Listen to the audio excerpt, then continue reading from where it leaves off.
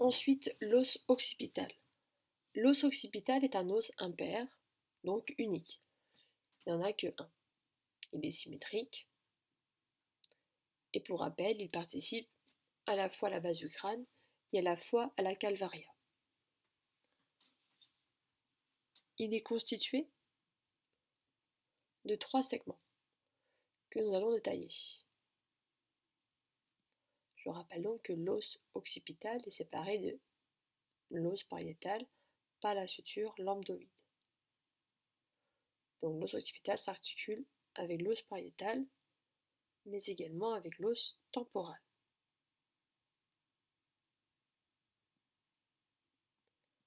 Et ici nous avons la fontanelle, l'astérion et lambda.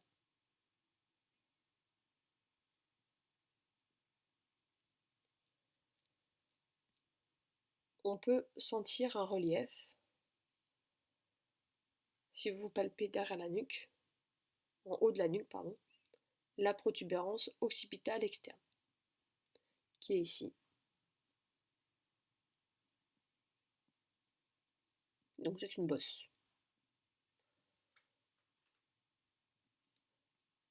Je reviens à ces différentes parties. Donc l'os occipital,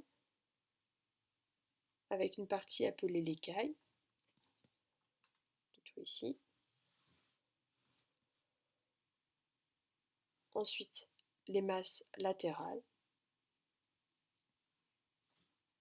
Et enfin, le corps. Les 3 parties ont été éclatées ici pour une meilleure compréhension, mais tout est attaché.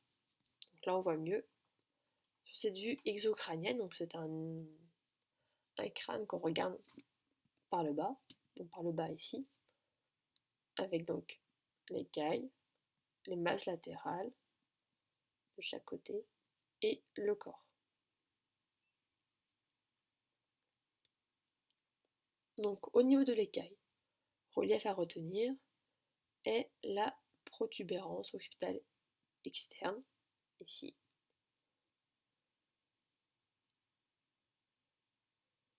qui sera donc la limite entre la calvaria au-dessus de la protubérance occipitale externe et la base du crâne en dessous, la protubérance occipitale externe. Donc c'est la limite médiane entre la calvaria et la base du crâne.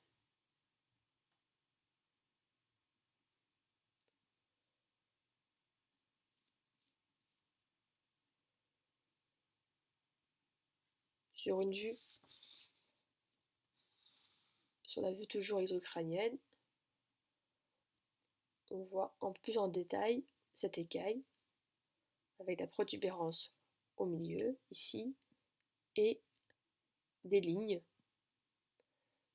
qui s'appellent des lignes nucales pour délimiter l'insertion des muscles de la nuque, donc les muscles du cou, que vous verrez dans le cours sur les muscles du cou. Les muscles du cou donc vont s'insérer sur la ligne courbe occipitale supérieure, donc la ligne supérieure, comme le sternocléidomastoïdien ou le trapèze. Vous avez d'autres muscles qui vont s'insérer entre les deux lignes, ou sur la ligne du bas, la ligne nucale inférieure.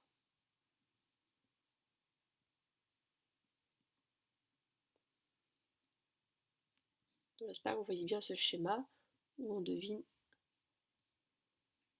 la convexité, ça correspond à ici. Et donc là, nous avons le foramen magnum au milieu ici, et ici, foramen magnum au milieu des 3 parties de l'os occipital.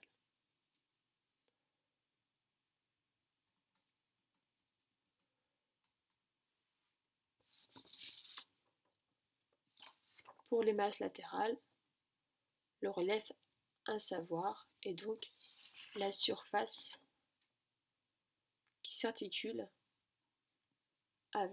avec la première vertèbre cervicale appelée atlas.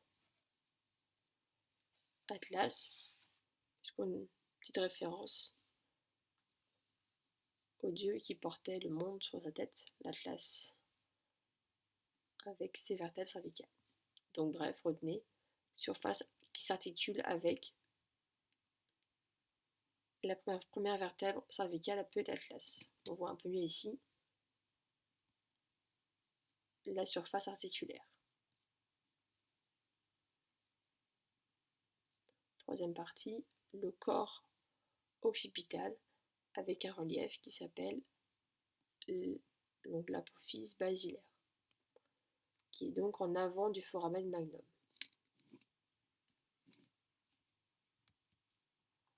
Maintenant, la même partie, mais avec une vue endocrânienne. Donc, on retourne ce crâne qui est là, on le retourne dans le regard avec une vue endocrânienne.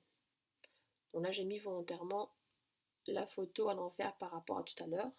Donc là, vous êtes en avant et donc en arrière. L'avant, l'arrière. Et donc le foramen magnum qui est ici. Donc on retrouve nos trois parties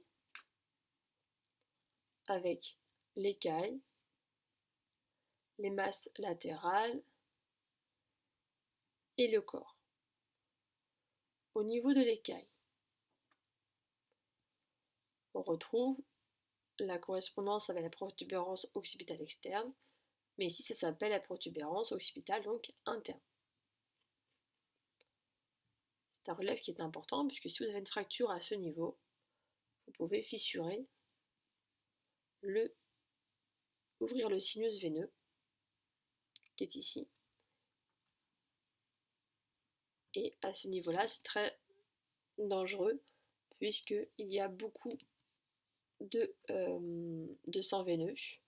Donc une fracture à ce niveau-là, par exemple en raison d'un traumatisme crânien avec une chute sur l'os occipital en arrière, si vous avez une fracture à ce niveau-là, ça peut parfois même entraîner le décès du patient. Donc à redire que vous avez la protubérance occipitale interne, de part et d'autre, les gouttières des sinus. Donc là c'est le sinus longitudinal supérieur qui se termine et qui va vers le sinus veineux latéraux. Sinus veineux latéral droit, sinus veineux latéral gauche. Et donc le torculaire, c'est l'endroit qui va recevoir le sang veineux de la gouttière du sinus veineux longitudinal supérieur. Donc au-dessus de cette protubérance occipitale interne, vous avez la fosse cérébrale. Donc ici on est au-dessus de la protubérance, donc on est au niveau de la calvaria, et donc c'est creusé, puisque vous avez la fosse cérébrale pour le cerveau. En dessous, les gouttières du sinus veineux latéral, vous avez donc d'autres reliefs qui sont creusés. Donc c'est concave pour accueillir le cervelet, et donc on appelle la fosse cérébelleuse.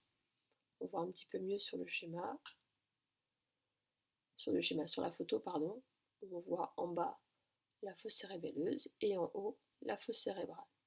Entre les deux, vous aurez la tente du cervelet. Ensuite, le corps, qui va s'articuler avec l'os temporal, et entre les deux, vous aurez le foramen non jugulaire, pour la veine jugulaire interne notamment.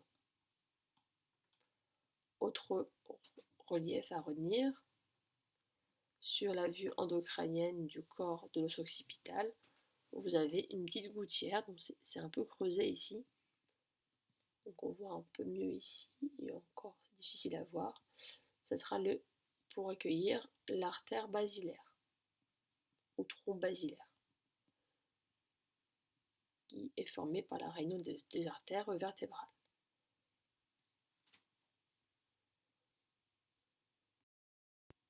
Autre détail concernant l'os occipital, vous avez dans l'épaisseur des masses latérales un petit canal, le canal condylien antérieur, par lequel passe le nerf hypoglosse. Donc on le voit mieux sur une vue exocrânienne.